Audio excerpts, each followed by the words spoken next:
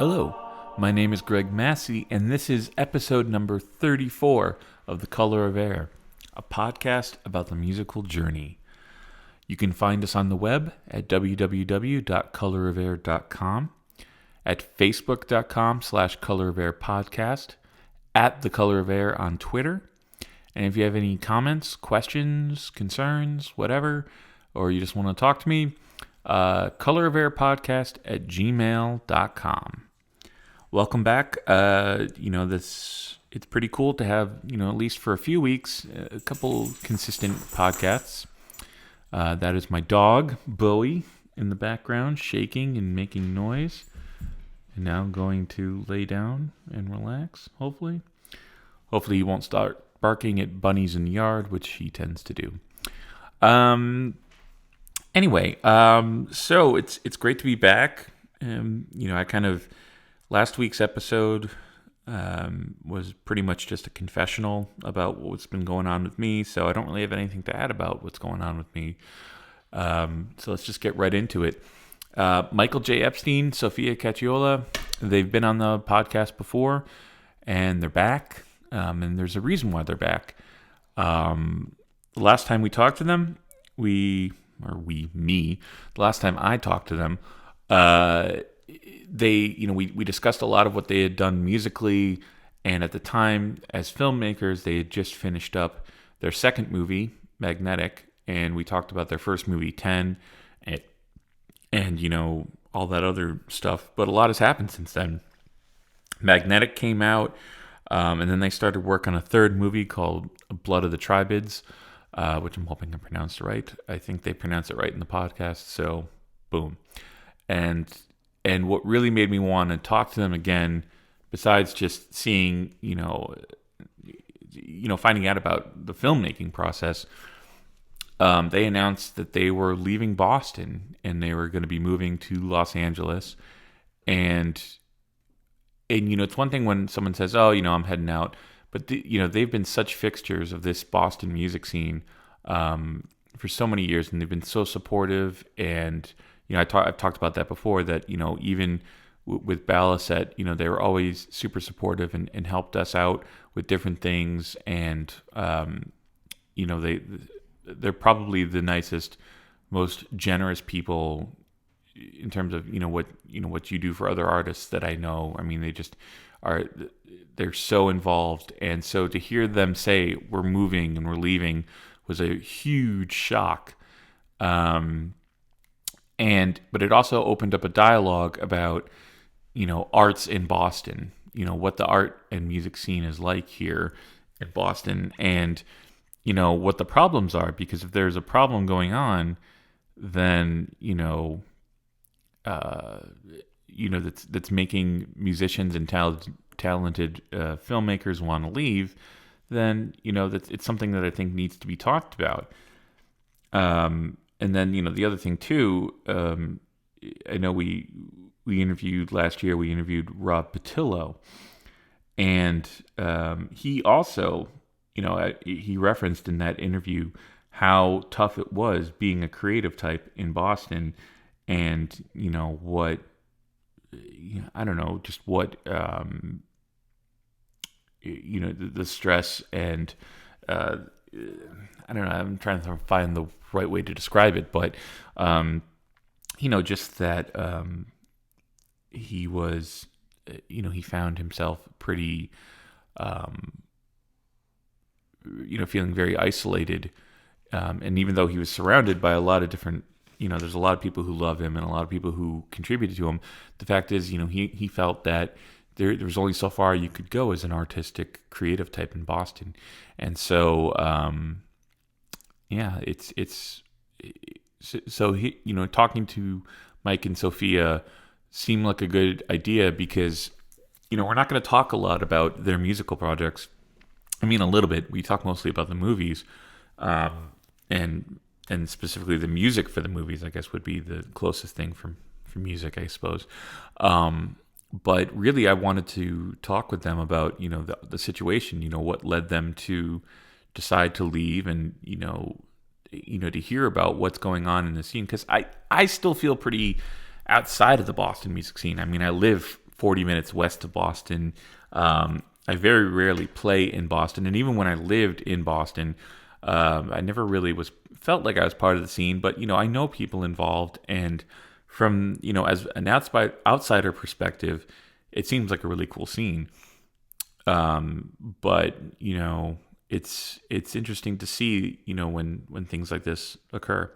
So anyway, we're going to just get right into it with Mike and Sophia. And what I'm going to do is, since they don't really have any other musical projects in the works at the moment, what I'm going to do for the tracks is kind of just throw in some of the soundtrack pieces from Magnetic and Blood of the Tribades, which were done by a group they formed called Night Kisses with Catherine Capozzi, another Color of Air alumnus, who, she scored their first movie 10, and then for Magnetic and Blood of the Tribades, her and Mike have, and Sophia probably too, I didn't think to ask, but I think they all got involved in making the soundtracks, and so I'm just going to throw soundtrack music in between the conversation, so enjoy.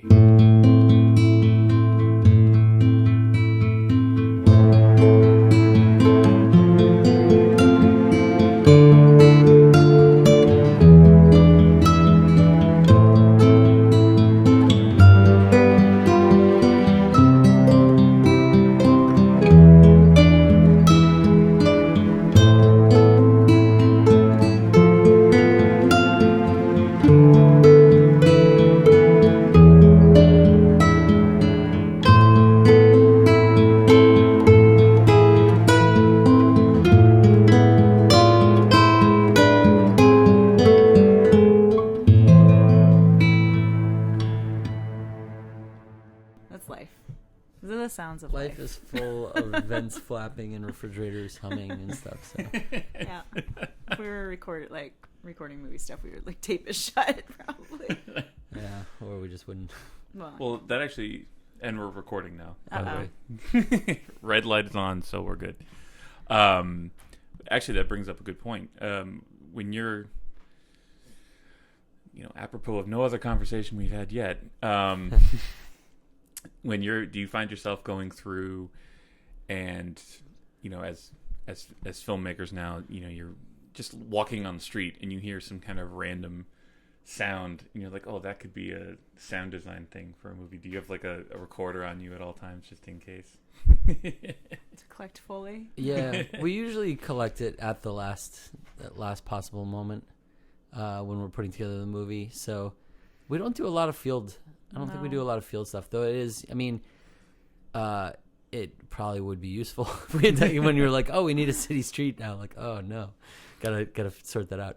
But there's a lot of we do a lot of our own, and then we do use a lot of like stock stuff and other things for like street noise. It's been recorded so many times by so many people that I'm not sure I could do a better job than like someone who's already done a good job of it. So my proudest Foley was probably in our film Magnetic. We have these space like travel pods, and we used our SodaStream sound of it releasing the carbon door. Yeah, so it goes tss.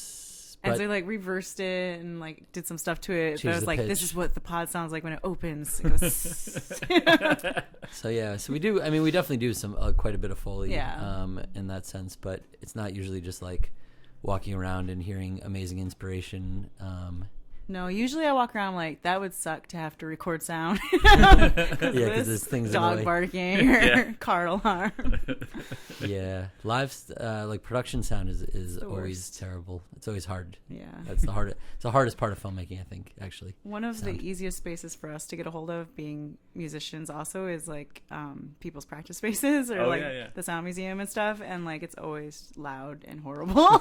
We're like, why are we doing this to ourselves? Oh, right, because they're letting us like record here. Yeah, both of our last two movies had pretty significant scenes recorded in music practice spaces where we either had to work around the sounds of bands practicing nearby or we replaced the sound later. Yeah. So we knew, in one case we knew we were going to replace the sound. In the other one, we just mostly cried, and we're like, okay, the band's playing a guitar solo. Let's do something that doesn't require sound here. The worst music ever, too. Yeah. The cast were like crying that this was going to be like the sound of the movie. It was like this funk guitar. I'm like, no, we'll figure it out. I think nobody believed us that, because I was, I was sorting it out in my head, like, all right, we got this part that we need. We got this. We can do these things that don't need sound. And I don't think anybody believed us that we actually got like usable sound that day. And I was a little nervous about it, but I went home, cut the whole thing. There was only really one segment that I had to like go and notch out the specific, the things in between words and stuff. It was all low frequency anyway, so it was easy to, filter out. But it was awful at the time. It wasn't enjoyable to listen to, but it's not in the movie. Okay. So that's really what it comes down to. Yeah. Yeah, usually it's more fixing sound. That's the issue. Yeah. Well, I found it. Obviously, I haven't made a movie, but I always tell the story that this one podcast interview I did last year. I won't say who. The person came back to me because they wanted to hear it before I released it, and I was just like, "All right, sure, whatever." Because I do very minimal edits at all. I'm just like, whatever. Can't be bothered. But the person came back and said, "Well, I said and a lot. Can you go through and edit all those out?" And you said, "No way." Yeah, no. I did it once for one person, and well, now we know we can request that. You can. No, I wouldn't request that. Yeah, please don't. But I don't know if my computer can handle it. But the interesting sidebar of that is that, or side note, whatever word I'm looking for, but is that I now know what the waveform of looks like. So like I was just able to spot it, just like looking at it. And I was just like, "Yep, there's another one." Zip, zip, zip. Yeah. Did you make a supercut of all the uhs? Yes. That should have been at the very end of the podcast. Like a nice beat underneath. Yeah. My friend. This is back when voicemail was actually used still. My friend and I'll just say it. My friend Jane used to call me all the time. And I rarely answered the phone or noticed that the phone was ringing. And she would always start every message with, "Hey, Mike," about, whatever was the rest of the information. And I had like hundreds of she would call me almost every day. We'd talk all the time. And I had hundreds of messages from her, and every single one started with, "Hey, Mike." So I just took them all and just cut the like "Hey, Mike's" out of it. And it was just like, "Hey, Mike, hey, Mike, hey, Mike, hey, Mike." And she didn't really like that I did that. But I thought it was funny. We're still friends. Hopefully she's not listening to this podcast. Well, a friend of mine, a sound engineer friend of mine, was recording a record in somewhere in some isolated Vermont town. Like they rented a house and did that whole thing. And this is low level humor, but basically anytime he had to fart, he would record it on the control room. He always had a dedicated fart mic in the control room. Well, as you should. And just to mess with this man, because it was like, super, I think it was like a hardcore band or a metalcore band. And, it was like one of those things where he had to go in and like sound replace all the drums anyway. Right. And he just went and replaced all the drum hits with farts and then just presented that to them as, "Here's your song." I'm assuming they released it that way. It's on the same. Well, it's a fart remix. Can you actually tell is what I think. Right. Right. I know. Once you compress it, it's all there. It doesn't matter. It doesn't matter what the sound is. Eyes are getting shifty thinking about this. Yeah, I know. I've got a record in the works right now. Cooking right now. Yeah. Go get the beans and let's get in the studio.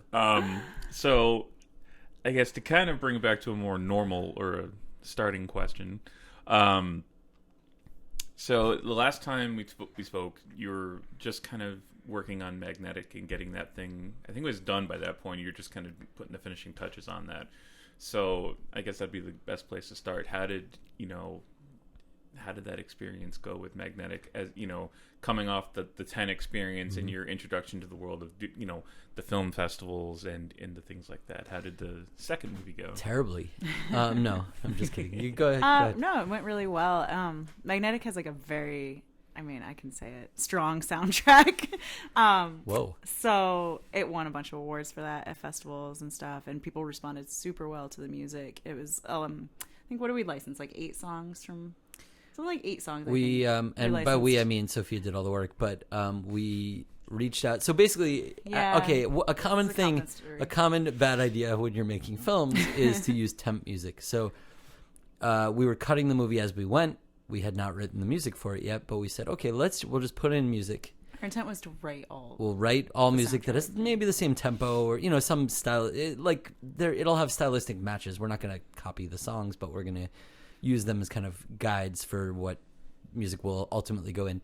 So we put in all kinds of temp music, and we cut the movie, and we look at it at the end, and we're like, we don't want to make music to replace these things. Well, we also, by the time we got to that point, we were up against, deadlines for festivals and stuff. So we just didn't feel like we had the time or the want at that point in the game to start the music from scratch. So, and we got really attached, as you do, that's to the temp music. The rule is never use temp music. Yeah, because you don't want to let it go. But we were able to license a good number of what we temped in. So it was all these awesome electro bands. So that was cool. Then we did end up writing a few songs and working on redoing some old songs that we had already in other bands released, but these new versions now for the movie.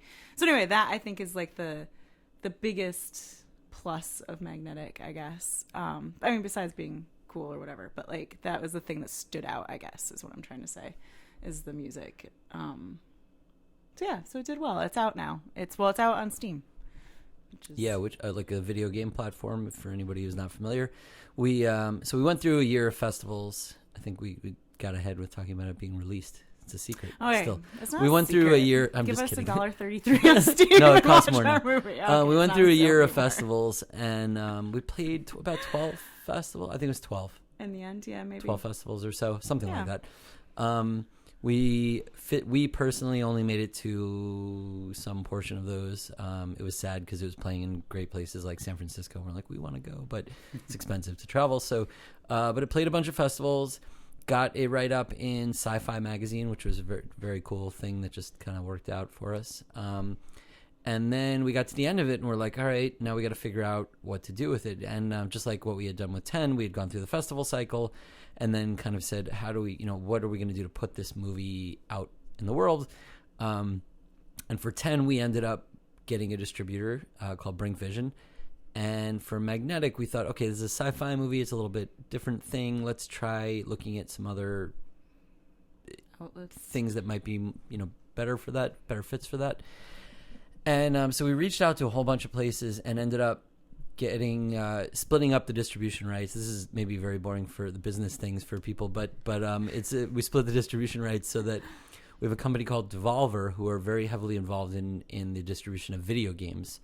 And they were sort of neat because they do films now as well, obviously not just video games, but they kind of branch into films because they love films, and they sort of take the same approach that they use with video games. So the movie was exclusively released on the Steam platform, which has only maybe 20 movies on it or some very small number. So that was a neat kind of... Yeah, and the idea being that a sci-fi film might appeal to people that might play video games. There might be some overlap there. And it'll come out more broadly. And it's supposed to be out on Amazon and iTunes and all this stuff within the next month.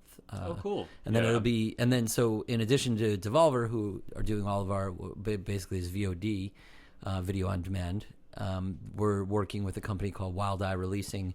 And they put out a lot of really neat movies, and they're doing our DVD and cable television distribution and that kind of stuff.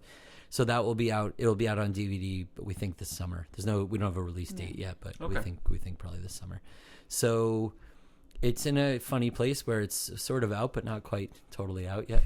And you can see it. You can go to Steam and watch it. And so far, so good. That's cool. Yeah. Well, I mean, all the stuff that I was watching on it as you guys were, kind of looking on Facebook and seeing all the growth of all the stuff you've been working on. Yeah, I'm very much looking forward to seeing it. I still haven't seen that one yet. But, okay, yeah. But I have seen 10. We I like 10 a lot. We can make it possible for you to see secretly. No. Don't say that in the podcast. No, sorry. Yeah. we have can't. No Not for access you. to it. Not for listeners. Edit. No, edit out. Cut Edit this that out. out. Wait, did I say here?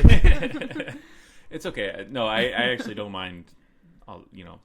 I've never used Steam before. I don't really play video games that much, but I'll use it to watch a movie. All right. That would be awesome. Yeah, and it'll be on Amazon and stuff. And very soon, supposedly. It like could be any day. this Any week Tuesday. Any Tuesday. Any Tuesday In now. the upcoming future, yeah. Movies get released on Tuesdays, I guess. That's cool. I'm trying to think. So if you had to kind of trying to think of the easiest way to ask this, what would you say is kind of the biggest thing you felt you improved upon going from 10 to Magnetic, and what was the thing that you maybe discovered or learned more about that as filmmakers, because it's your second movie, right? Did you feel kind of a sophomore slump? Did you? No, I think it's been a steady growth for us. I think a lot of what we decided to do with Magnetic was because of what we did on 10, which was like shooting in a week and going crazy, jamming it all in there. And we had a very long script for 10. It ended up being way longer than we intended. So with Magnetic, we had a pretty short script and focusing more on the visuals and stuff. And then we shot over 9 months.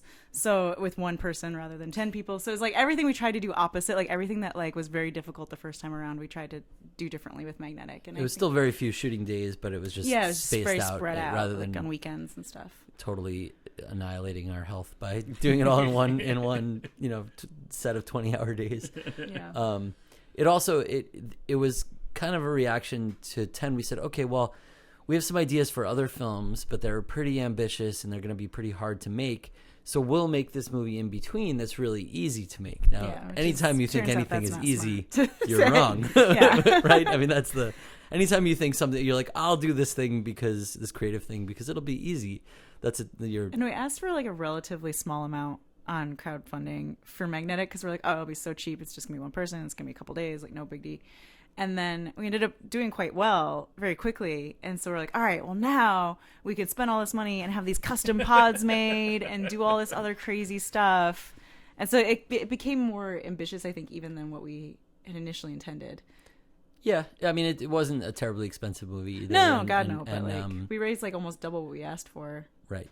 So it was like we spent it on fun stuff. Well, we were going to spend it anyway. We probably were. Unstoppable. But, we sort of said, oh, we've learned all these things from 10. We're not going to make any of those same mistakes. And then we made like lots of new mistakes. Yeah. Sort of like if you're not going to make the same mistakes, might as well make a bunch of new ones. Yeah, totally. But it was, it's one actor. So it really was a very different style of shooting. We had other than Kelly Davidson was the cinematographer again. We had body doubles sometimes. We had PAs a few times. We had a couple of people help out. A lot of shoots were just the three of us. Very, very small crew. So we usually had like one or two PAs. People, yeah. But really nothing else. We also did all sound after the fact. It was all post. All post sound. Yeah, okay. Because there's not a ton of dialogue and stuff. And it's sci-fi, so there's a lot of, room hums and stuff that are sci-fi-y. Yeah. Star Trek-y a little bit. Yeah, we want to do sound design. So it worked out for that film. And it helped us move really fast. Right, while shooting, because we didn't have to worry that much about sound. Not so fast. Later, even so, it took us a full week of doing ADR with Allix. Yeah. And then all the other sound design that we had to do. Yeah, but overall, it was. I don't know. It's hard to say like what is the thing that we learned. The thing we learned, I think, is write less dialogue. Yeah, that's always that was the first thing. I mean, you get a feel for. I think you get a feel for how movie structures work and how things play out as the more we do this, the more I go from. Originally, I think we saw stuff on paper and we thought like, oh, this will work or whatever. And then now we understand what actually does work or doesn't work. Or what's feasible without building a set or soundstage. We still make mistakes, but we've gotten better. Well, sorry, I didn't go for it. I was going to say, just from a writing standpoint, just because, I've been trying to do more writing on my own, and the thing that I dread more than anything is dialogue. Like, I just want to write grand concepts and images and hope that it works. And I guess in the music sense, that in music that works, because you can have that and just substitute music for dialogue and everything like that. But as you were going on with the script, so you made the distinction. 10 had these various different characters that you had interacting. Magnetic, not so much. Aside from the dialogue, what did you feel? Like heading into the script for Magnetic, what was your, what was your intention? Just making it? Were you more interested in just trying to, like you said, visually tell a different story? Is that the best way to sum it up? Maybe. Yeah. I think it's like show it, don't say it. Yeah. So anything expository, we actually wrote and shot a lot of expository story for Magnetic and cut it all out, and then did these flashback scenes where we tried to just show what was happening. Oh, okay. And we were able to do that because we were editing as we were going over like the 9 months. Yeah, it's also, I mean, our idea with it was to be a very music-driven kind of tonal let the film, songs tell the story. and it's very, very much. I mean, 10 already was not really a narrative truth or narratively driven film, but this movie really, the narrative is not the point of the movie at all. And people have a hard time. Some people have a hard time watching movies and like, but the story, this thing didn't happen. That wouldn't happen that way, or whatever. Yeah. But so it's very much like we're very interested in looking at like visual metaphor and looking at sort of structural metaphor within the film itself. So the idea is that the premise of Magnetic is there's this character named Alice, and a lot of the film actually has aspects of Alice in Wonderland in it, though it's not what people kind of traditionally, it's not like weird psychedelic drug things or growing and shrinking, none of that real stuff, but there are a lot of the no Johnny Depp. We couldn't get him for it. He was busy that year, but it has elements of Alice in Wonderland in that there's some really interesting ideas about existence and non-existence, and the idea that non-existence is just as valid a state as existence. So like the unbirthdays is the famous example from the film.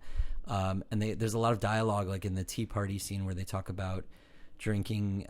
She says, I think what the Mad Hatter says, have some more tea. Or the March Hare, I don't know, one of them. And she replies, I can't have any.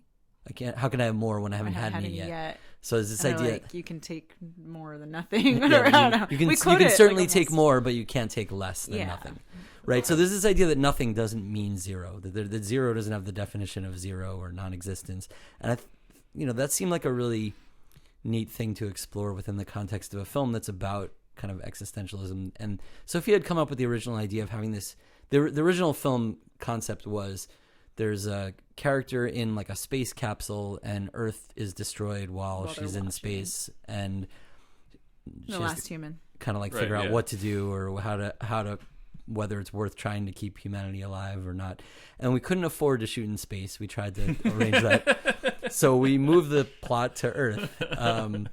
It's cheaper, turns out, to shoot on Earth than in space. The whole planet. So we shot on Earth. We had the character effectively going through a life of nothingness where she starts out in New York City. We show that she basically has failed at doing what she wants to do in New York City. She returns to essentially her hometown in Western New York and gets this job working in this weird underground military bunker, calling people to tell them that their kids have died, which is the worst. We tried to think of like the worst. What is the worst possible job you could have? Phone call you have to make, yeah. Yeah. What's the worst thing you could have to do? And the idea is that she's totally emotionless and all this. And this is all like none of this is like realistically presented. I mean, these are not like, if you watch the movie, you're not like, this is how this would operate exactly. So all this is the idea about our desensitization and the way that we're kind of placed in a life that has certain expectations and requirements and cycles and redundancy and repetition. And so then things start to get weird, and she realizes that, okay, the Earth is being destroyed by a solar flare, and she's kind of the one who is capable of perpetuating and keeping humanity alive by traveling back in time and going through like cycles of this. And so then it becomes a question of like, is there any meaning in going through a cyclical existence. So in the movie, it's literally cyclical, like every week happens over and over. So she doesn't get in that pod, then maybe Earth is destroyed for good. If she gets in the pod, then she lives this whole week again, and interacting with different versions of herself. Right, and so the repetition is sort of metaphorical for the way we exist as we are. But anyway, so that's kind of the premise. I mean, I didn't spoil. I don't know if you can really spoil it. It's not. It's not really a spoilable. It's not. Again, it's not like there's a the narrative is the real big thing. But it's about these kind of cycles, and so it's a very bleak film. And there's a lot of really like this dark electro music that kind of drives it. And so we really wanted to create like a tonal visual metaphor kind of film. And we thought, again, that should be easier to shoot because we just traveled to Western New York in the winter. And it was, it's snowing. We ended up getting a really good weather because it was like snowing, but not snowing so much that we couldn't film in it and all that kind of stuff. And so a lot of it is like we just had the resources. Sophia's parents had sheep on their farm. And so we were able to film, within the sheep. And so it really I forgot what even the original question was at this point, right. But basically the idea was the idea was with this that we wanted it to be very, very much driven by that sort of tonal feeling and that and by the music and all that. Yeah, we especially the character is so emotionless and desensitized that like the only way to show the emotions that they were going through was through the songs. And so to us, it's like the songs are the emotional center of the film. And she has this weird existence on top of that. And we worked really hard to find songs or write songs with lyrics that actually are telling the story in a lot of ways. So that was fun to try to do because they really do. They really tell her story. I mean, she's just walking around like there's some sheep. There's a lot of driving. Yeah. Well, that's a pretty... interesting way of approaching that because it's you could have say like you could have like David Lynch's Dune where everybody speaks it's their inner monologue right exactly that's one way of doing it or I think having the song be kind of like okay this is what this character is presented as on screen right and especially if you're saying, there's not a lot of dialogue and, getting to the, where's the heart of the character. And then you have the song underneath to speak for them.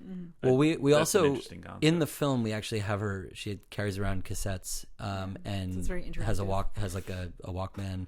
So it's really very much like your experience with the music is actually what the character's experiences as well. Like the music comes on when it goes into the tape deck. The car, she puts it in her pocket. Yeah, so we really wanted to be like, this is what the character listens to, and now you as a viewer are listening to what she's listening to as you watch her do these things. So cool. I think a lot of us had that experience, like of kind of moping through life with the music is like our only thing that can. You're saying that, and I can think of a bunch of times in my life. I definitely spent a lot of years listening to sad music. Yeah. So we really wanted that to be like the experience, and we wanted you to really be able to feel like you could relate to the way that characters in this, in kind of like vast, bleak hopelessness. I don't know.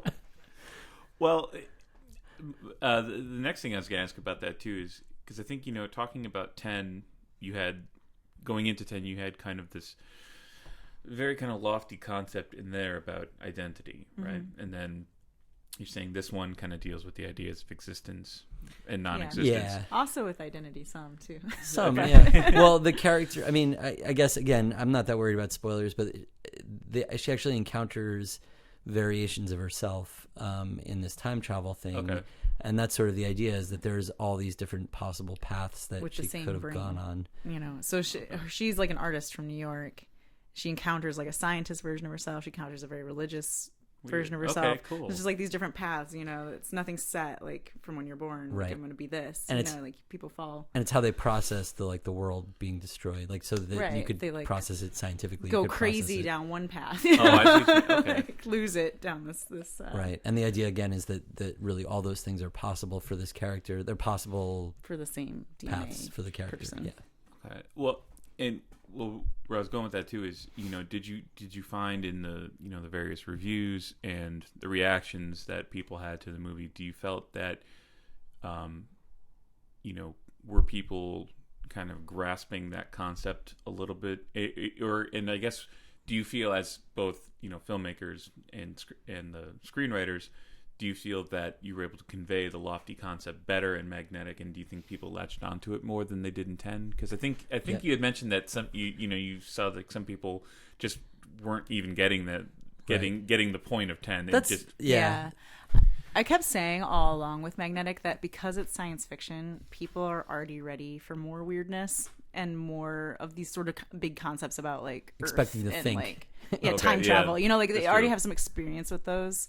So all along I felt like Magnetic was going to be easier to grasp, because like with 10, people think they're getting like just a slasher or just a version of Clue or something, and then it's like got all these other things going on, and so then people get really angry when the thing that they're watching isn't what they expected.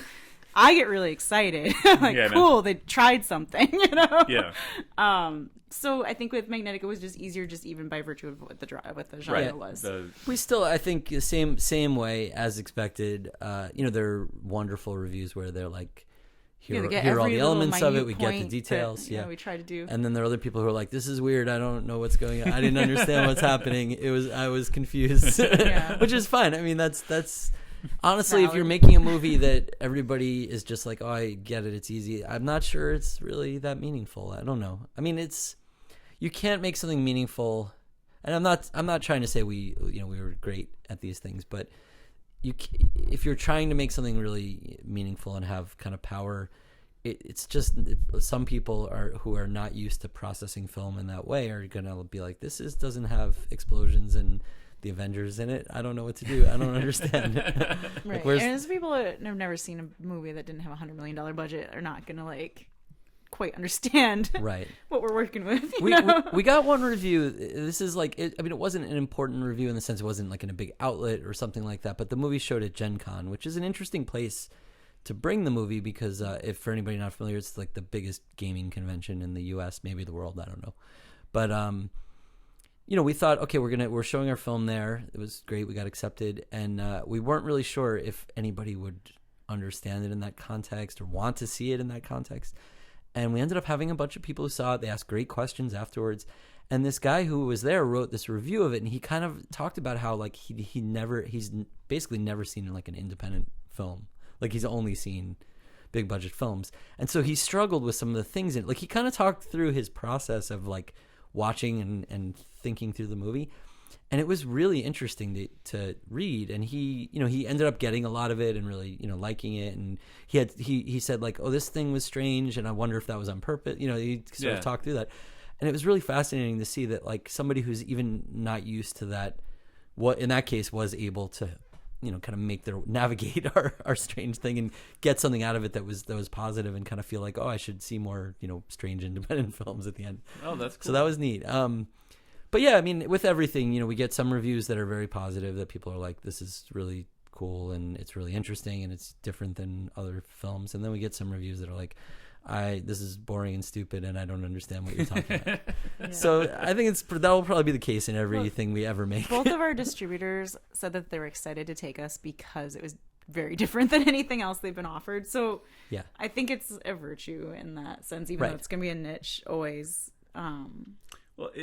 It's not something you've seen before, hopefully. Yeah, they both said they really liked it, and they were excited about it because they felt like it had its own voice and its own ideas in it. And so I think they're used to a lot of independent films. One of them specifically, I won't out people, but he specifically said that, he had gotten he'd been getting a lot of like horror films that are kind of just the same type of story. There's nothing really special about. I mean, some of them are good, but they're just nothing really special. And so he was excited about it in the way that this was.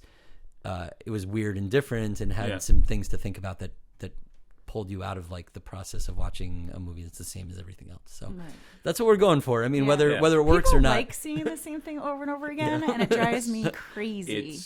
Especially when there's no point. Yeah, exactly. I think, I don't know. I see a trailer, or some of these movies that, especially the horror genre. I think it seems to me that if you're going to be doing kind of a lower budget or a smaller film, horror seems to be kind of have this like hold on that now. Yeah. It's like you go to the Red Box at your outside of the food store, and it's like how many silly, zombie movies or Right. or a horror movie. It's like they all have the same kind of stylized, same style of cover and everything like that.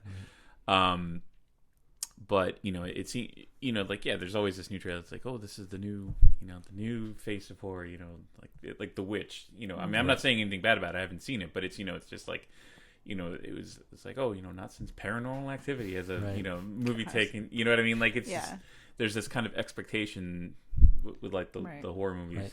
There's the thing about the horror genre in general is like you can get away with a low budget because people are okay with not having superstars in them. They're okay with it being a little schlocky, like they're used to it. Whereas like with a drama, if you don't have like Scarlett Johansson, like nobody's gonna watch your shitty drama. Yeah, exactly. Exactly. So you might watch your shitty horror movie. The acting is also people get like chopped up. Yeah, exactly. I mean, our films are very artificial, so like we don't have to spend the time on the acting and performances that are the same way you would in a drama. Like if you're really trying to pull somebody's heartstrings with a drama, the performances have to be like really specific. Right, yeah, exactly. Really specific. I don't want to even say good because it's not even good. A thing. It's a very specific thing. Yeah, I know what you mean. And I think like what we want to do is not be tied to having to think about that sort of idea and be a little more experimental with it.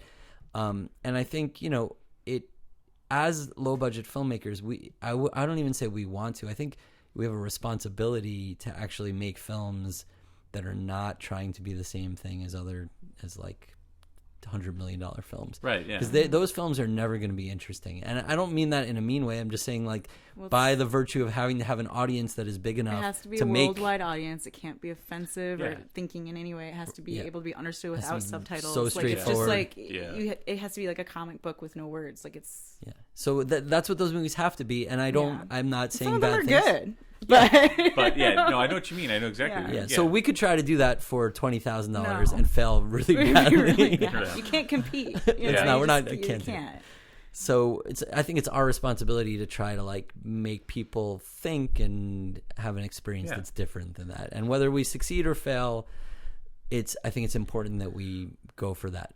Well, this is the time to be doing that too, because I mean, the general consensus I get from reading a bunch of articles is everyone's like, well, cinema's on the downturn because Hollywood's just putting out crap, remakes, rehashes, right?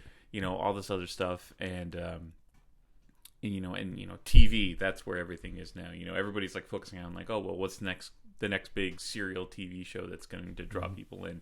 Mm-hmm. So I think having an artful thinking, original concept for a movie, now is the time to kind of get that out there and try to show that film is still a valid thing going on. And I think that, and while if you're in kind of an artistic scene, that you probably know that already because you probably have, you're tied into people who can show you these kinds of movies in the theaters and things like the arty theaters. But to a mainstream audience, a lot of people don't think that. They just think, oh, movies are just this. Well, and people TV saying is that this. music's no good anymore. Yeah, exactly. Like, it's good. You just don't know where to look. You have to find. You have to find it. So yeah, well, they don't have exposure. I mean, Right, if you it's live in a place that doesn't have art The theaters or Brattle Theater, independent the theaters, Coolidge, they're just not going to be showing films. It's not the people's fault, and it's not that.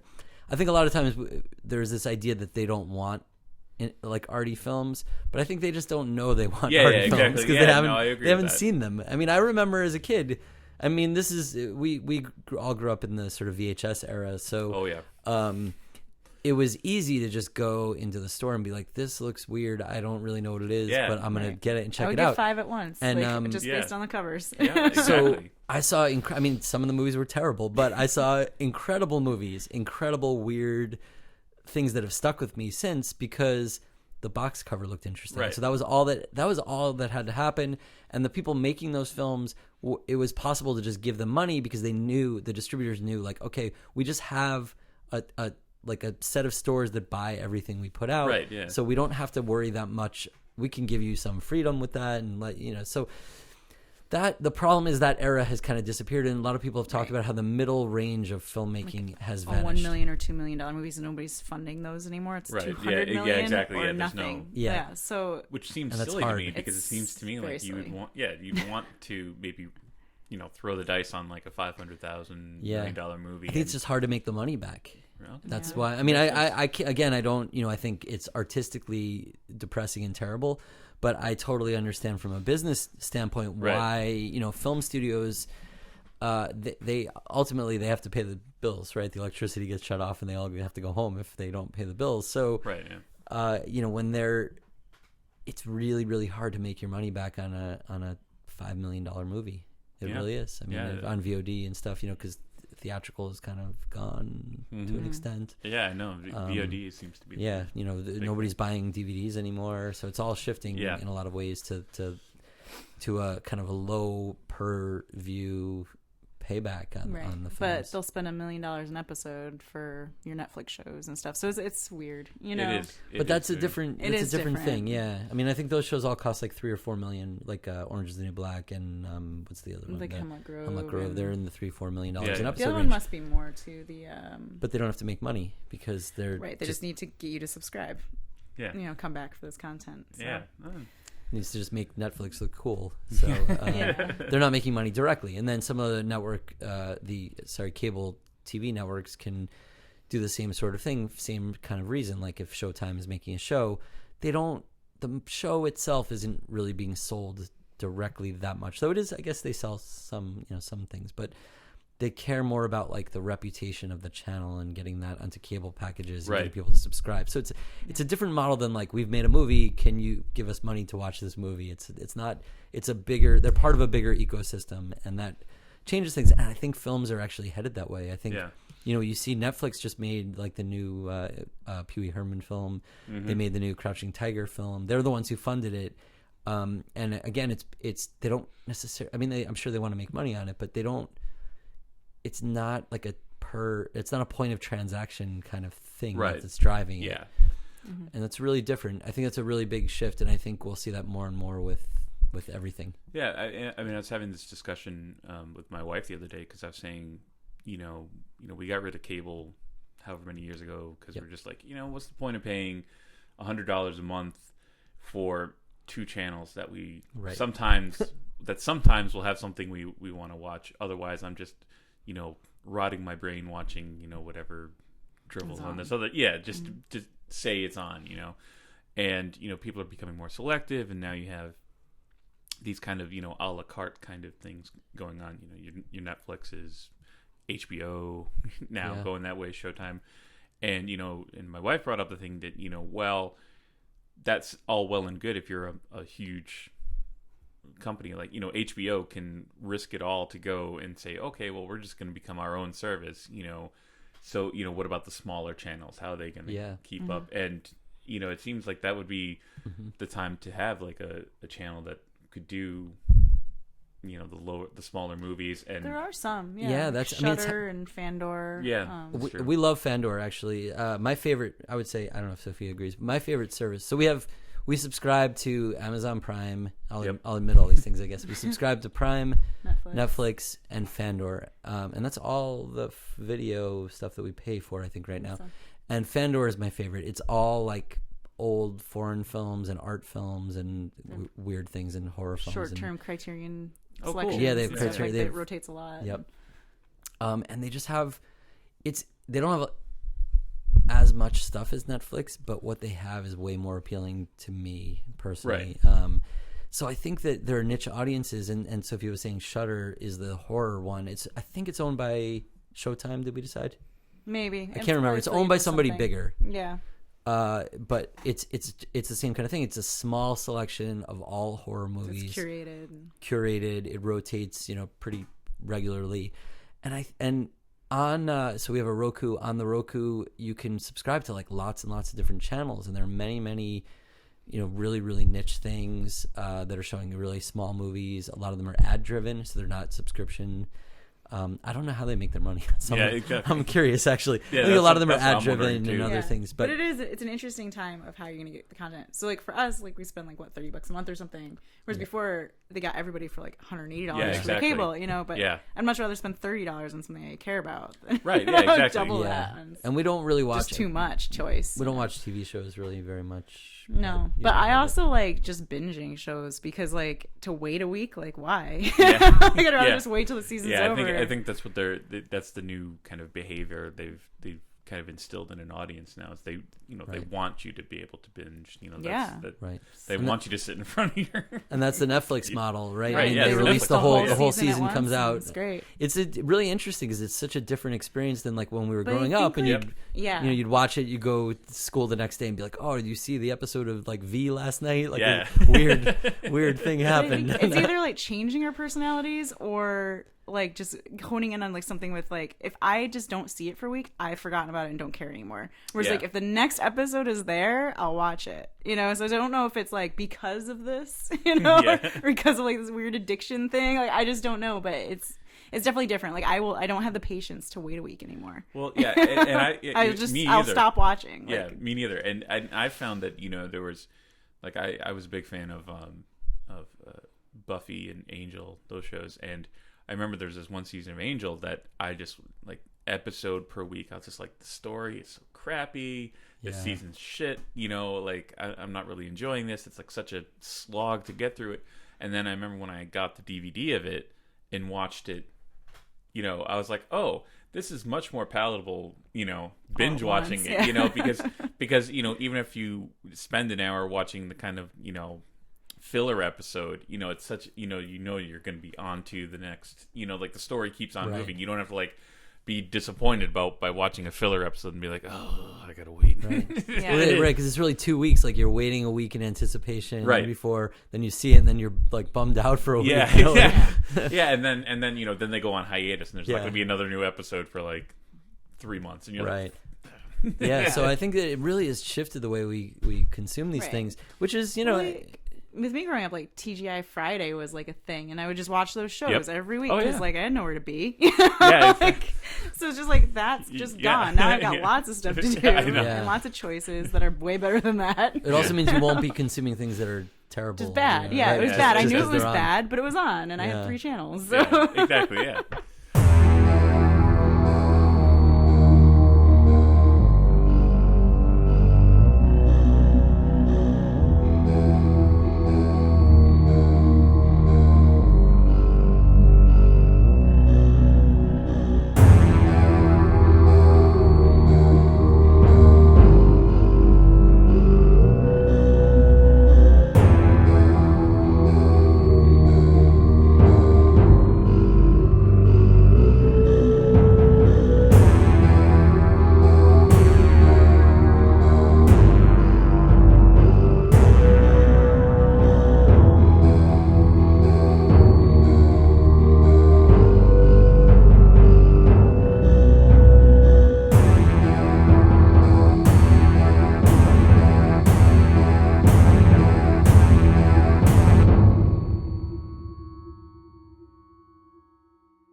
So how soon after the magnetic process did Blood of the Tribades come up? Very soon. So it's the word is complicated, but it's pronounced Tribades. Oh, okay, really Tribades. Okay, yeah, thank no, you. it's okay. No, it's fine. Everybody says nobody knows, Tribades and nobody or whatever should is my know favorite. because it's not. We purposely found the most obscure word we could to do for it, and it's like pronounced in a weird way. So it's so Blood of the Tribades. We originally so we said after magnetic. This is you'll sense a recurrent theme here. We said that was harder than we expected. Let's not do something for a little while. Let's take a break. Let's relax. Whoa, wait, go back. What was that word you used? Let's rest. Take a break. Yeah. We'll I got really mad too. At first, I was like, I'm not working on this. Yeah, you did. I was full in within a week, but like I got really mad. We were like, let's make okay. So we were asked to be part of this thing called Grindsploitation. It's an anthology put out.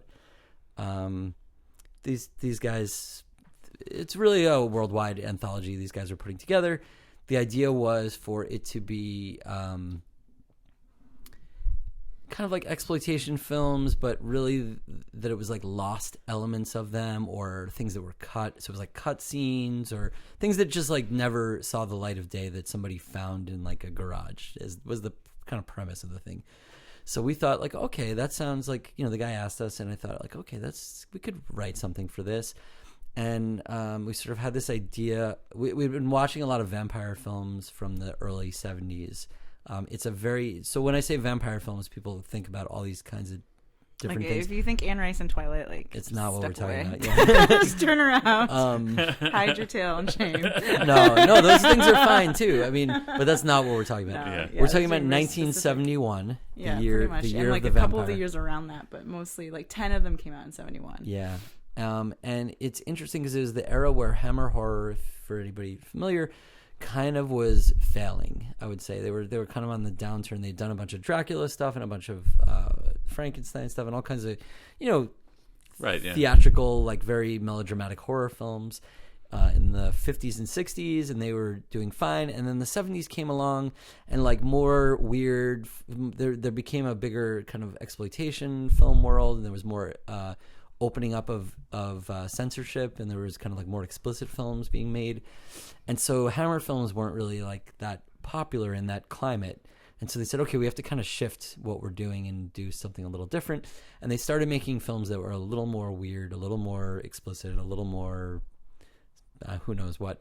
And so they decided to make this kind of series of strange vampire films is the way I would describe it. And a lot of them had like lesbian elements to them. It's so like barely there by our standards, but for the time it was very explicit, I would say. Well, they were trying to push it. They were trying to really push, but they're like with no lesbian nudity or anything. No, it's not a lot of them had nudity. The Hammer ones? Oh, every one of them had man, nudity. I'm not remembering definitely. well. Yes. But anyway, Ingrid Pitt is amazing, and she's in like 3 of them. Yeah. These twins were in Twins of Evil. Yeah. So but they're great movies beyond any of those elements. Yeah. So anyway, those films were being made, and they're not like Twins. So Twins of Evil, I'll describe a little bit because it's kind of it drove a lot probably of the biggest influence. It was a big influence on Blood our of film. the Tribades, like plot wise. Right. So it's called Twins of Evil. It's about these twins who are their parents die, I guess, and they come to live with their uncle, who's like a religious zealot who burns witches. And by witches, I mean like any woman that's if she's single around. or she lives alone. Yeah, they're not actually like they're not witches. They're just like women. Yeah. Because women are basically inherently, evil and corrupt. So these twins come to live with their uncle and aunt. And the uncle is this like leader of this religious group who blame the women, the random single women, for all the bad things that are happening. And then there's like a vampire who lives outside of town who is involved in like satanic rituals and satanic acts. And so the movie is really interesting because it's called Twins of Evil. And on the surface, it seems like that's referring to the twin girls who are in the movie. One of them ends up being good. One of them ends up being kind of evil in the film. Or at least seduced by the vampire or whatever. Yeah, more than even being evil. But really, the title Twins of Evil kind of, I think, refers to the way that they contrast or I guess they show the parallels between the zealot character who's Christian ostensibly and the vampire, and how they're both like basically killing people, sacrificing people in the name of their religion, and so they're both Christianity and Satanism are like evil in the eyes of this film, and I thought those are like a really fascinating idea. So we love that, and then we loved some of the other like really really weird surrealist. And I'd say like these Euro films were pushing like the nudity a lot further. It's not that much different. I think it's a lot further than the Hammer films. I think the Hammer films were a little bit more buttoned up. Yeah, maybe. But go on. So Jean Roland and Jess Franco, French and Italian, a Spanish filmmaker. Yeah.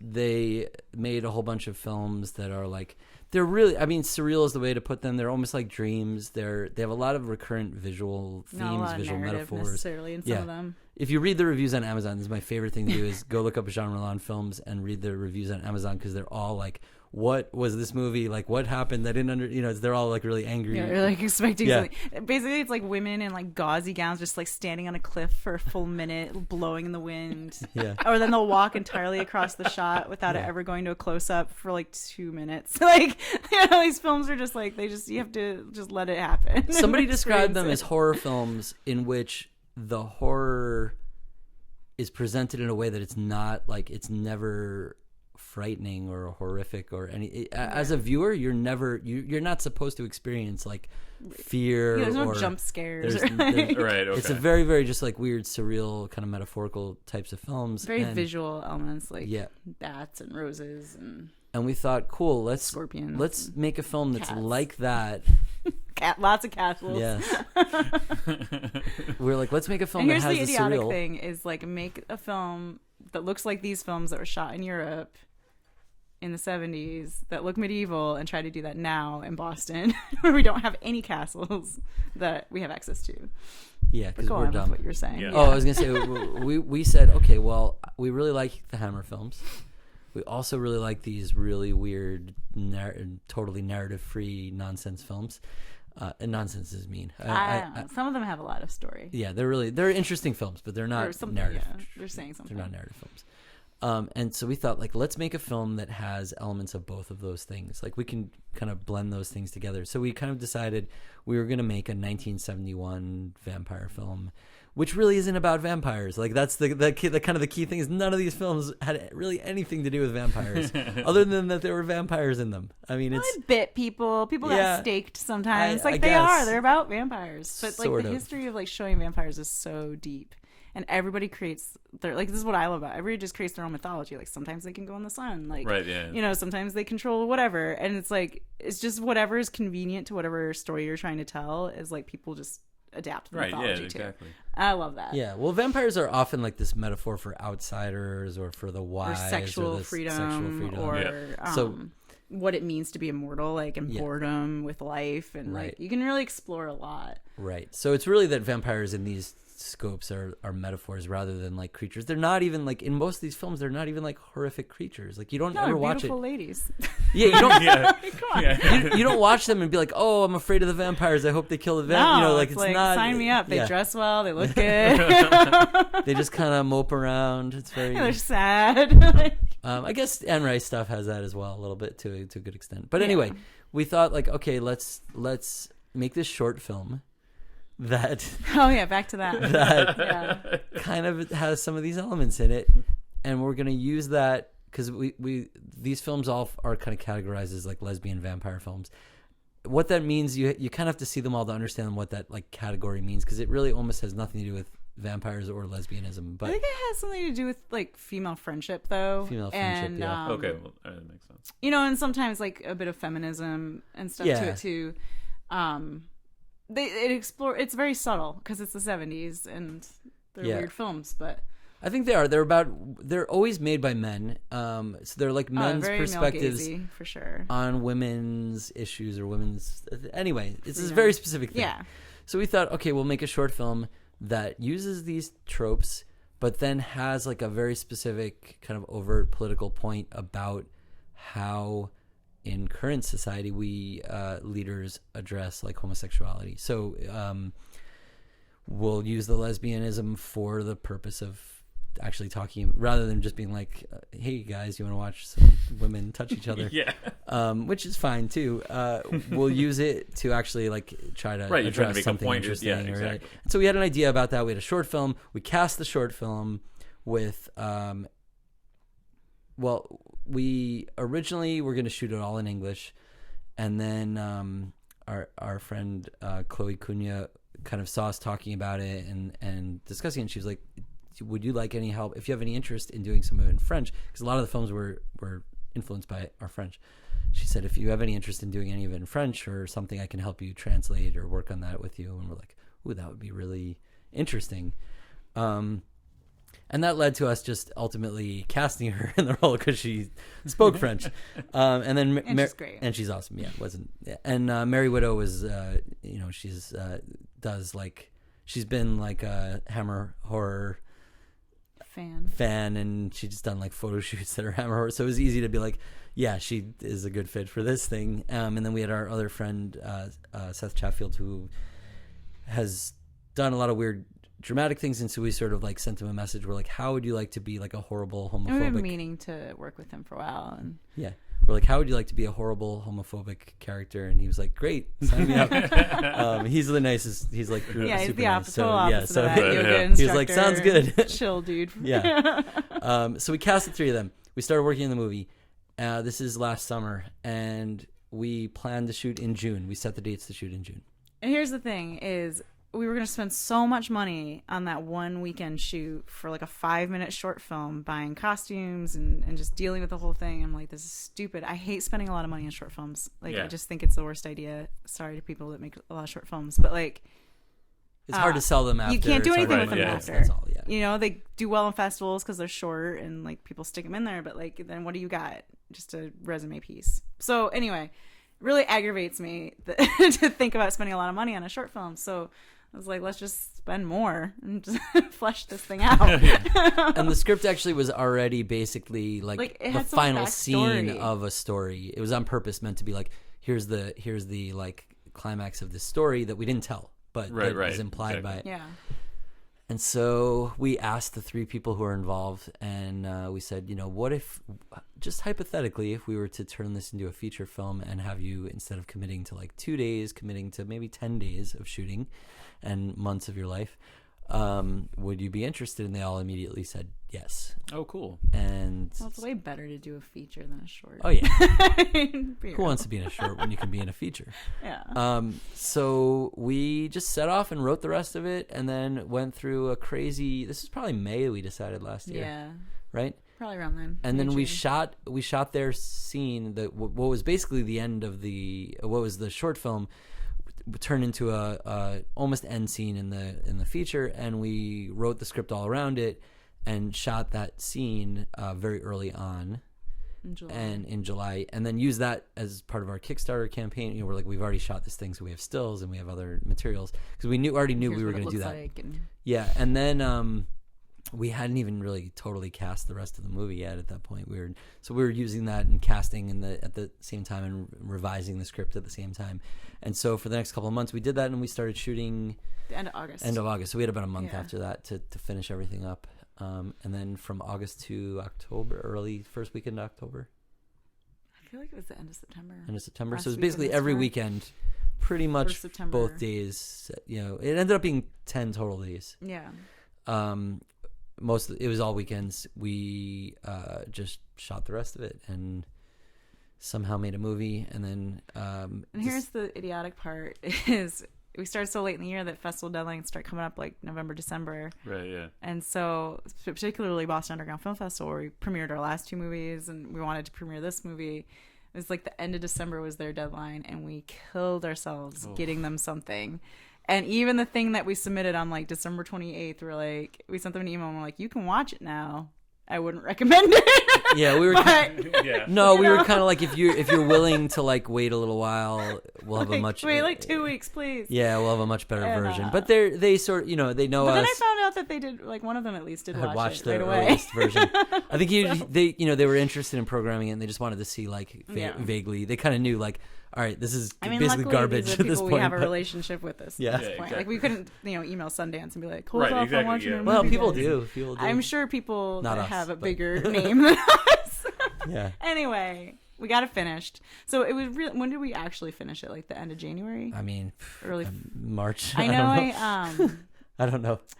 Yeah, early February. Even in February, we were out grabbing final effect shots. Like there were like a couple of things like just for us to shoot by ourselves. Oh yeah, I think I saw you like putting a call out and like, hey, anybody have like a fireplace? Fireplace. We went and shot this fireplace. We shot an eyeball being cut open. So that was in January and February. Yeah, film festival at the end of March. So we're really right. But by mid-February, once we plopped those last 2 shots, and I think we were done. Yeah, we're still scored. So we did like a week of scoring. We're still shooting another scene. Oh yeah. So it premiered last weekend, right. And people were very pedantic about a certain element of it. Like we really showed how the men got blood, and we didn't like obviously show how the women got blood. We made allusions to it, but then like to us it's like it doesn't even matter. Like it's not part of the story.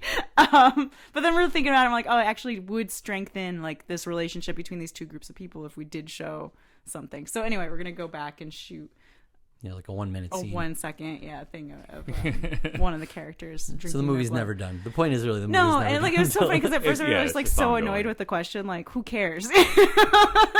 But then we're like, all right, fine, like we can make this work. No, the audience is never wrong, really, right? It's true. And people get really hung up on the mythology, which is great. Yeah. That's the fun part, right? So We kind of didn't expect that, actually. I think. I mean, we expected like, the mythology is important, and ours.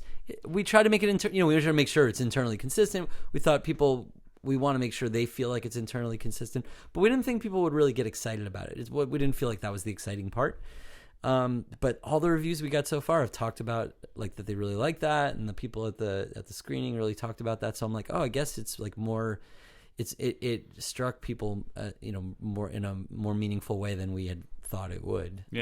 Which is cool. I mean, it's not a bad thing. It's just not. You really never know how people are going to respond. I mean, with especially less so with 10, but especially with just because it was so like a learning experience. Even though with 10, I did spend a lot of time on costuming and location scouting and stuff. So there was a world there. With Magnetic and with Blood of the Tribades, like we created the whole world and the whole system of how things behave and how even the planet functions. Like that was all there. So I think like that's become a really important thing to me as a filmmaker. Is like I want to create fully developed worlds. Oh yeah, where it's not anything like reality, because that to me is very boring. I hate dramas. I hate watching movies with people wearing jeans. Like no, I will not go there. So unless it's like the 1970s and the red bubble, it's fine. There's moments, but so to me that's like the most important part of filmmaking now is like to create a whole universe. So like that is a thing that people really responded to with Blood of the Tribades. That's cool. So that was really exciting to me. I'm like, cool, like all that work I put into like locations and clothes and everything like is working. So that made me really happy. The locations are very difficult, as Sophia said. Really hard with both films, really, but especially this one because we're setting it in like medieval times by way of 1971, so we were editing when Michael was editing out power lines from shots and because we go film in parks, castles in parks and we things. went to like every castle in New England that we could, like that was in like a park or whatever, because we couldn't afford to pay like the big ones. And a lot of them like are nice. Ones that have weddings and stuff. Yeah, like, exactly. Once they say they do weddings, I'm like, I can't afford you. Beautiful castle, highway in the background. $1,000 an hour. Yeah. So I did a lot of post work to make them kind of pristine looking or whatever. But yeah, I mean, so the movie. We managed to get it to come together in that time. Which is really the fastest we've had to work. It is the fastest. Yeah. Starting shooting in July to finishing in like within 6 months. Screening 8 months. March. Wow. Yeah. It's insane, pretty much. It's a terrible idea. It's a very bad idea to anybody playing along at home. You both seem pretty sane. We're coming out of it now a little bit, I think. Talk to us in January. Yeah, exactly. Or even before the screening, Michael was having nightmares that it wasn't going to play and like it was going to break. But it feels good too because this is a very hard because we're dealing a lot in this genre world where there's a lot of different kinds of tones that we're looking at. So the movie has very serious moments, or supposed to be very emotionally meaningful moments, and then it also has like totally ridiculous things in it, and then it's also a very political film. Like it's very much about burning the patriarchy. It's about literally lighting it on fire. It is. I mean, it's about the effects of like the dogmatic, oppressive religion, the effects that it has on society and on women particularly. Yeah, basically, like the men and the women have become segregated. Okay. And fighting and. Yeah, so there's a lot of stuff that we're trying to do, and then we're just trying to say a lot while also being like a hilarious and fun film. Yeah. We're trying to give them politics while making it enjoyable. Yeah, we're trying to make this. I think Magnetic was a very bleak film, so in a lot of ways it's hard to. I don't want to say it's hard to watch, but it's not like you're not going to watch it and be like, I really had a great time watching the first 40 minutes of it when it was like bleak nothingness and wind howling and stuff. I mean, it's just that's not the kind of film it was. So we felt like maybe this one we should do something like a little more not upbeat, because it's not an upbeat story, but a little more like a lot of the you're characters, on a ride. like it's not, there's no jokes in it, but a lot of it is just so over the top and like you just have to laugh. And so it was cool that the audience the one audience we've shown it to, like just started laughing right away at the stuff. So things that are funny. And yeah, it was like, okay, this is all like actually stuff that's funny. That's like, cool. You know, so. Yeah, they reacted, you know, with like cringes at some gross moments, and you know, they cheered at an appropriate moment. Yes. So it was nice. It was actually like, it was a big relief to actually sit with an audience and watch it and have them kind of like get whether they get the details of the movie, I don't know yet, but they got what the experience was supposed to be like, which makes us really happy. So we survived, I guess, is what. And again, I think we talked for like a really long time. I don't quite remember what the original question was, but I hope we answered it. Oh, that's questions. This isn't about the questions. It's about the answers. This is about your question. You can change the question to match the answer. That's Yeah, true. exactly. It's like I can put in a new question. Audio. I mean, do you mind if I ask a couple of things? Yeah, no, go ahead. Whatever you like. We're here. Rush No. people. No. So I guess well, it's funny when you're talking about, you know, people laughing at those moments and things like that. It just reminds me of because I know my thing is to laugh at, you know, something very over the top, something that, Right. you know, I forget what movie I was watching, and it's like, you know, even just like a silly movie, you know, like I'll laugh at things that probably were not expected. And it just reminds me how a friend of mine, her parents are originally from Japan, and, you know, they came over here, and her mother went to go see Saving Private Ryan, and ended up just laughing through the whole first. Wow. The first 5-10, you know, the whole, you know, everyone knows the scene, you know, the basically the first 10 minutes or whatever, just the horrible, gory battle scene, just sitting in the theater, just laughing. Did you say she was French? No, Japanese. Okay.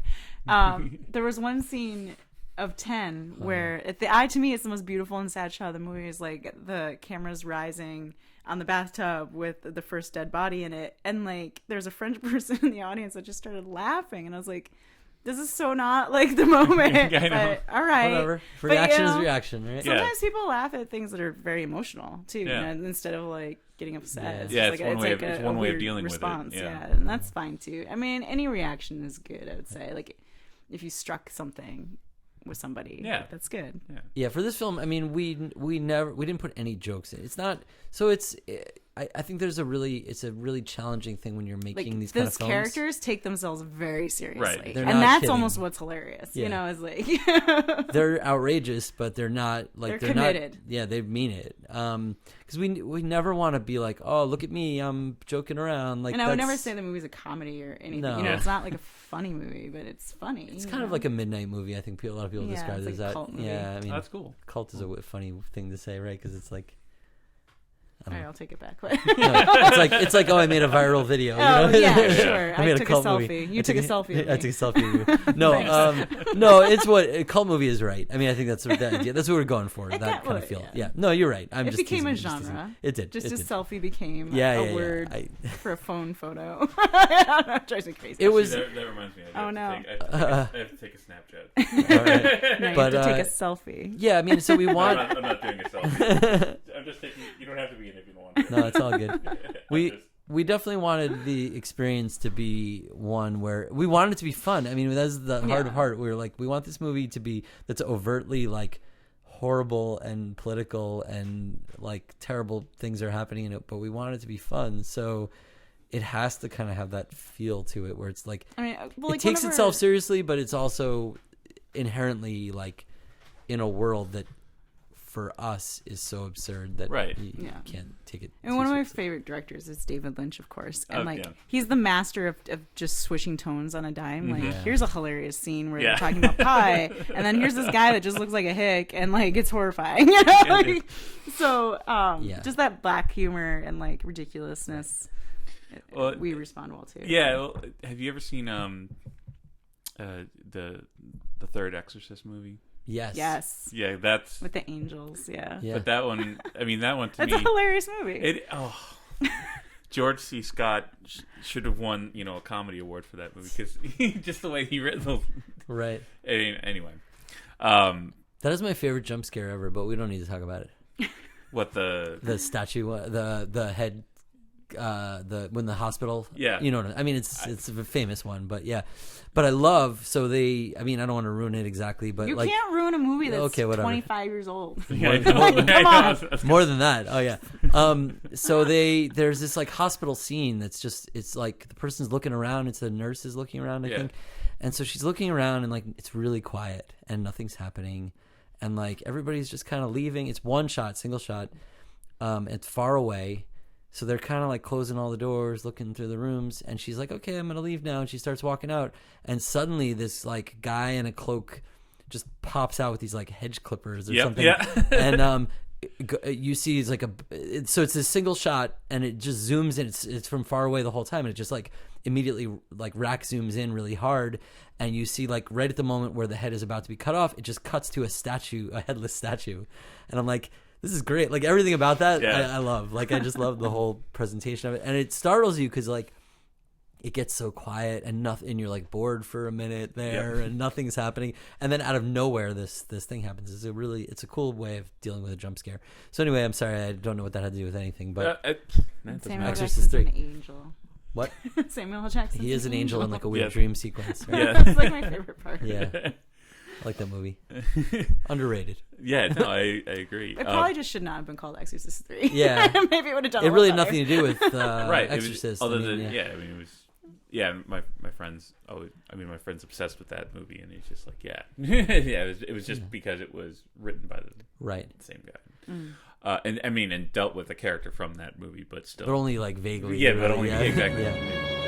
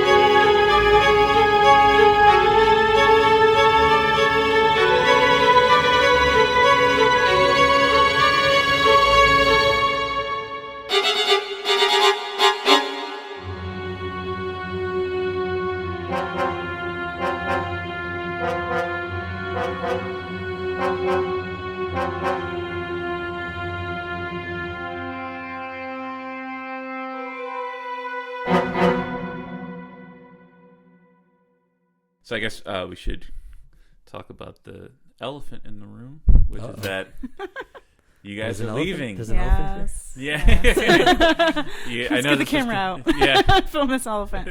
Yeah. You know, I know it took me by surprise when I saw it, but, you know, I was just wondering, you know, if you could talk about that a little bit, because I think it does raise a bigger issue about, you know, especially the points you brought up about arts, especially in a city like Boston. And so well, I'll let you explain every day it. There's a new article about how Boston sucks for artists. Yeah, I know. It is hard because, like, for the longest time we've tried to make it work here for us and really try to support everybody, and we still do, of course, you know, support everybody trying to work here, but you're probably some of the most supportive people. Oh, thanks. Yeah. You know, I mean, and it's been, you know, that's it has. I mean, it has worked for us. Focus. It has. Not to say it has. We've tried. We've done a lot. It's been great here, and we've been able to work with lots of amazing people and do lots of really fun, interesting things. Talent here is amazing. Yeah. And I think what happened for us is we said, like, okay, we've made 3 films now, and we feel like we've learned a lot, and we're getting better at this weird filmmaking thing. And now we want to, like, keep advancing. We want to feel like we're growing, and we just don't see a path to do that here. Yeah, like, basically, like, you know, we got pretty good gear for Blood of the Tribades, and we feel like we made like a pretty good movie, and like we can keep making that movie. Right. And that's a cool movie. But like getting bigger actors and bigger budgets and having more bigger resources. locations. Right. A sound guy, like there's certain things that like you'd like to be able to pay for that we can't on this budget because it's just the two of us and it's hard. So yeah. So I think this move. Sorry, I keep cutting you off. Nope, it's okay. A few years ago, when we got bored of being in bands, because like we went kind of crazy where we just started a whole bunch of bands because we kind of got bored trying to push our same projects, and like we'd done so many tours and we'd done everything we thought we could to like get out there with this music, and so then we just started making a million bands because we were just bored. And then we discovered filmmaking. So it was like we probably would have made this move already had we not discovered filmmaking because we'd already like maxed out what we could do with music in a way. Yeah, I mean, and then we got distracted. We're like, all right, well, let's just do this other thing. And it's not to say we maxed out like, you know, we conquered it like we're the greatest and we did it. It's more like we put in all the effort we could put in. We put in all the effort we could put in, and we just didn't see a path to like continue growing it or do anything really that we wanted to do with it. And we couldn't dedicate, you know, we couldn't tour 200 days a year, whatever is really necessary. So, you know, we started working on films, and we've done independent films our own way. You know, it's totally independent, really. And that's been great, and that's been fine. But now we kind of see, like, if we want to step up and keep that growing, you just need to be in a place where there's some, like, infrastructure and there's some, the financial elements are there. I think we're like, oh, yeah, we've been, you know, it's fun making art, and we love it. And it's not that we care about money, but we also can't like go broke and have debt and all these things that we have been doing, trying to make art, basically. I mean, it's just not. Yeah. And I think we solved that in music by, you know, building our home studio and just we said like we can't afford to go to the studio anymore. Too, yeah, you know. So like we made the first year I made money doing music was because I didn't spend any money. It was like, you know, I was like, oh, I'm profiting on music now because I just stopped spending money, and now like we record at home, we do everything, you know. So it's a much more modest thing that needs to be kind of make money back on. And for us too, like we start working on a lot of other people's films, but there's not that many happening here. So it's like for me to want to work in the industry, you just gotta go where it's happening in a way. Yeah. You know, so because that's become like a big part of my income too. And so it's like, well, I did 3 movies this year, but like I didn't make that much money, and like there's not 3 more. So that was like 3 months of work, you know. So and I sort of wrote that whole thing about the problem, what I view as the reason we're leaving, really. And I kind of didn't expect, like, so I wrote this thing on Facebook, and I didn't really expect. I expected like our friends to be like, oh, you know, bummer, or we hate you. One of the other, one of those 2 reactions. Either way, whatever. Maybe a split. Yeah, maybe a split of those reactions. But I didn't really expect much. You know, I just thought like, okay, this is like our way, because I felt like we've worked really hard here and really wanted to help other people and collaborate with people and do things. And so it's not just like, we're not just people living in a bubble here. Right.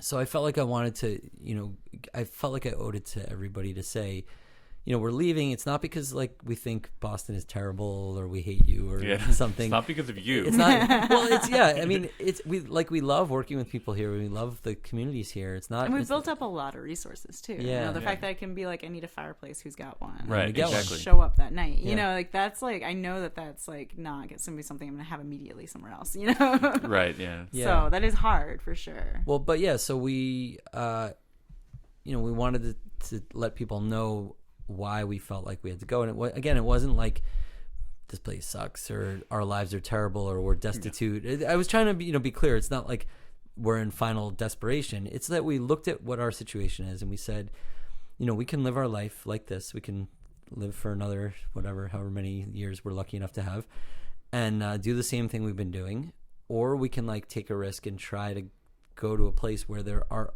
possibilities for bigger things. It's not to say like we're not going to just like walk out, get out of the car and have like people hand us, you know, $2 million movie contracts. So, but those things are actually made there as opposed to here, where they just don't exist. So we decided we wanted to take that risk and like, you know, have our lives be more about being immersed in a more creatively driven community. That the economics of Boston aren't based around creative industries.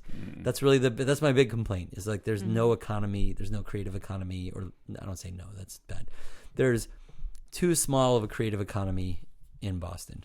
Too little of the economy is driven by creative work. And I think there's a lot of like talking about how good the art scene here is without actually supporting it on a governmental or level or industry level. So it's like, oh, isn't it great? We have all these festivals and all these great things for artists, but like the rent is $2,000 a month. So like, like what kinds of artists are actually working? You know, right? And they found all this money for GE, so they can find all this money for GE doesn't have arts. to pay $2,000 in rent. Right? They pay zero. You know, like the money exists if they want it. Right. So then the question is like the question that I ask really, and that I'm continuing to ask in the coming weeks, is if your city is claiming, you know, for Somerville or Boston, if you're claiming that your city is like a world-class arts city, which then they do, and they rely on that reputation to, you know, to draw people and to have all kinds of great things.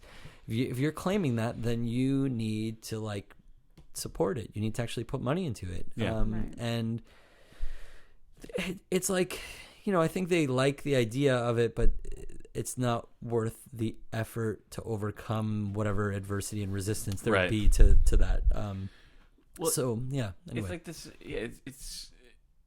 I think it has this reputation, like you said, but it's kind of almost an underground reputation. Kind of like it's like, oh yeah, you know, you can come here and there's like these scenes that you know, this, that, and the other thing, but.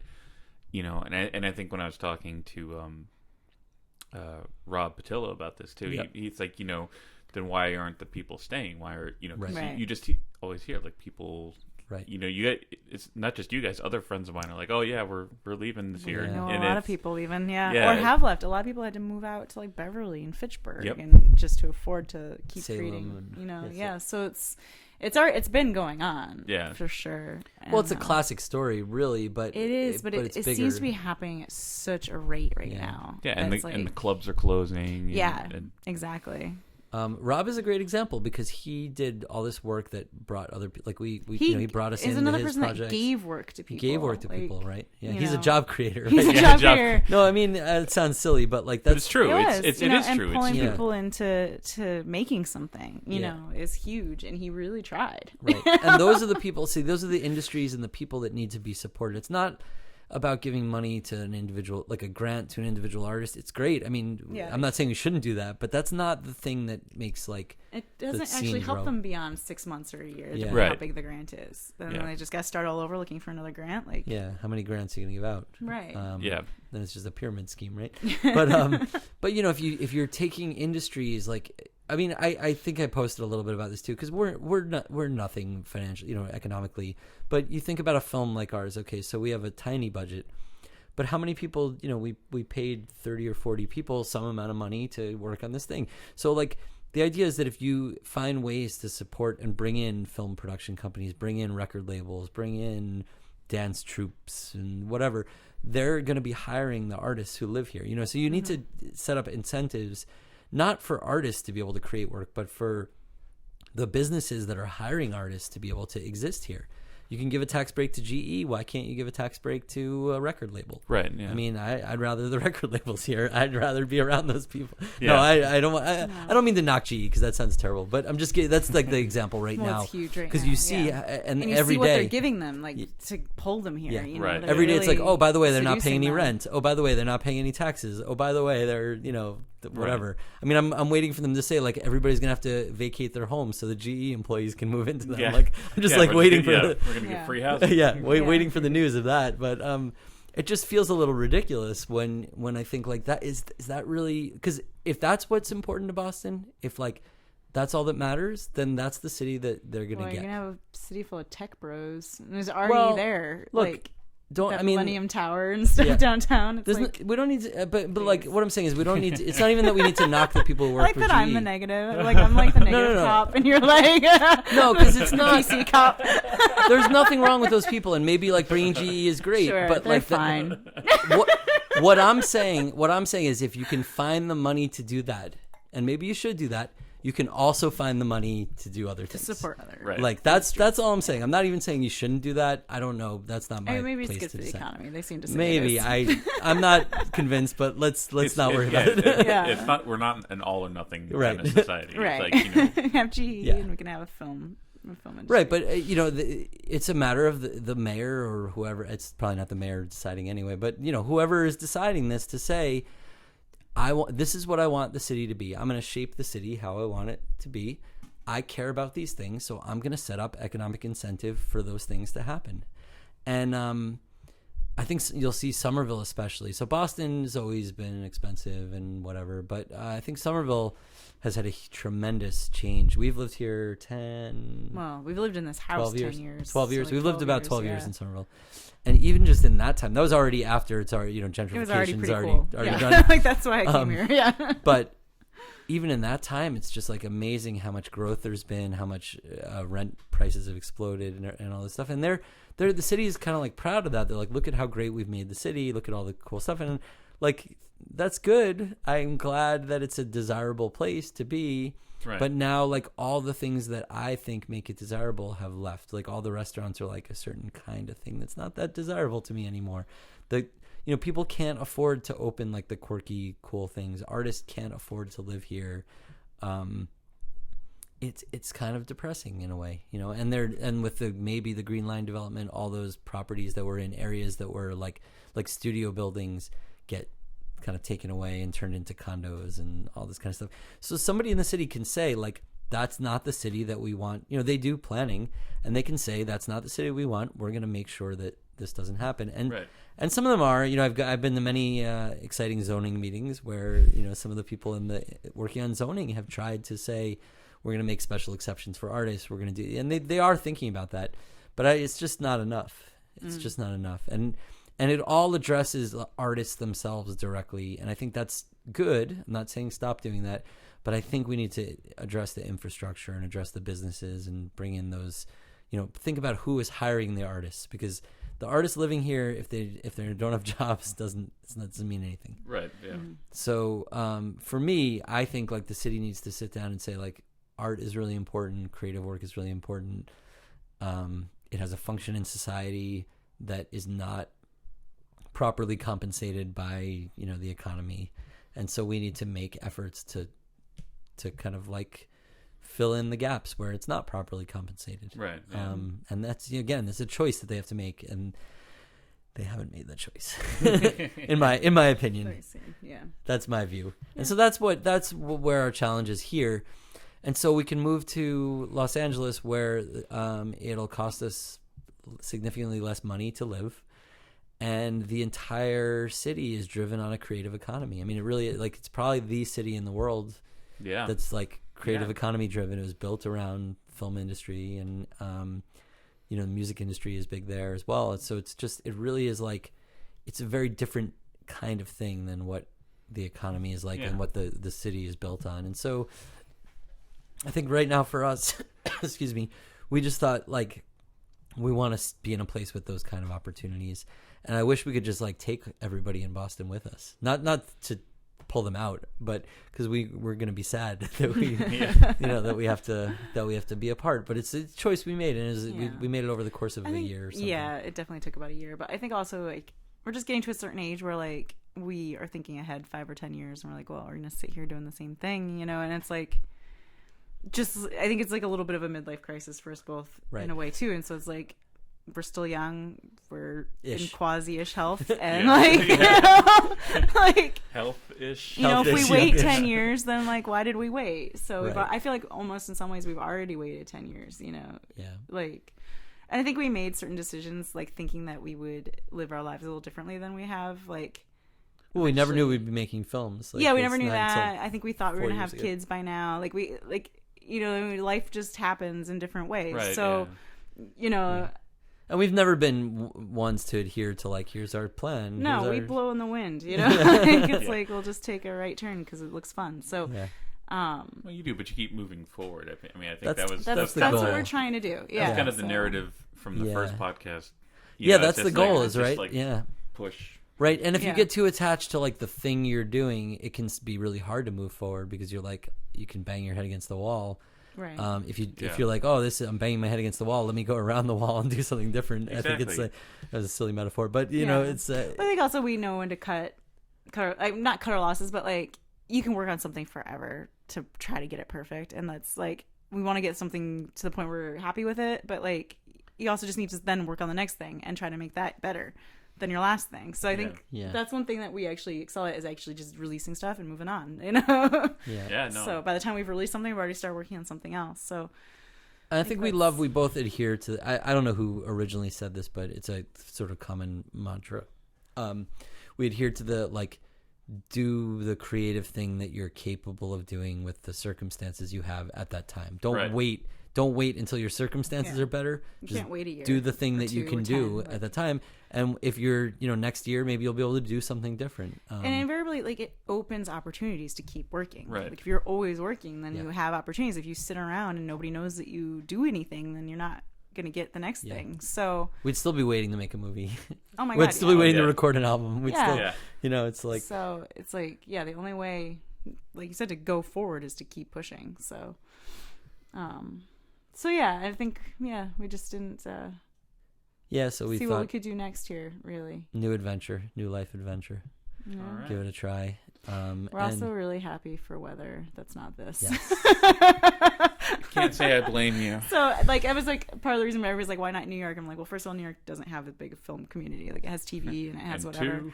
Two, it's the same thing. Like, it's also expensive. I mean, it's believe it or not, and people are shocked. They're like argue and fight about it, but LA is actually much cheaper than Boston and New York right now. Yeah, and it's changed. And I know from my experiences hanging out in New York with my friends over the last couple of years, it seems to me like New York is going the way of these rich, Russian or Japanese businessmen are coming over and just being like, oh, I'm going to buy this apartment building for cash and $20,000 above what you're asking for if you sell it to me now, and get everybody out, and they're just gutting buildings and just turning into luxury condos, and it's like driving. And all those people have like 20 properties all around the world, so it's like just empty condos too. Right, it's weird. Because it's not about So they have a place to stay for the 2 weeks they're there. or a place to keep their money invested somewhere else. Right. Yeah. So I can see why LA seems like a better option at this point, and I hope it goes good for you. Thanks. Yeah, I mean, we might be here in a year saying how horrible it was. No, I mean, this actually. Well, there's always that chance. It's not even just. Sure, I mean, we should say also, it's not even just that we're moving to LA. It's that we have decided to change our sort of life situation. So like, we're only really looking for remote jobs right now, so that we can work like with a lot of flexibility, so that we can take on different projects and do different things. And that's something we wouldn't have the opportunity to do here because we can't afford to like freelance our way through. Yeah. Right. So we really, it's not even just that we want to be there; it's that we want to be. We want to have the flexibility to really spend our time doing creative projects. Exactly. I think that's a really driving. That's the thing more than anything else is driving. Yeah, we're restructuring our entire life. Basically, we're getting rid of everything we own, except for our camera. I'm abandoning my career. Some music gear, quit our jobs. Like we're ready for something else. So it'll be fun, and nothing bad will happen. I mean, in the end, if we have to come crawling back and be sad, it'll be fine. I mean, we'll have no one's gonna make a fun story. We'll have a fun story. No one will make fun of you. Whatever. I don't mind being made fun of. I'm used to it. I don't know. We're pretty okay with just like being honest about whatever our circumstances are, and just like. But I think there's a lot to do there, and I think we'll be fine, whatever it is. We don't really know what it is. Yeah, that's the thing. We're excited to just get out there and start working on stuff. Like a lot of acquaintances that we've met through the film festivals and everything else that are just like, come, we'll put you in a project. And we want to get involved in writing or making or working on other people's films or I mean, worst case, like we can make films at the level we've been making them here or there. Yeah, nothing that doesn't change. We can still record music. So it's just hoping that it goes a little bigger than that. Yeah, and we can get involved in other exciting projects. That's really all. Yeah. Well, yeah. Well, that sounds great. That's actually a good place to end it. Just to be like, tell everybody to push forward, follow your dreams. I don't know. I'm trying to think of the positive spin to put on it, but basically, it's just don't be afraid of failing. Exactly. Like, yes. So many people get attached to just day in day out living the same way they have and wishing they could do something else, but you can do something else. You just gotta figure it out. Don't be too scared. Yeah, just take the plunge.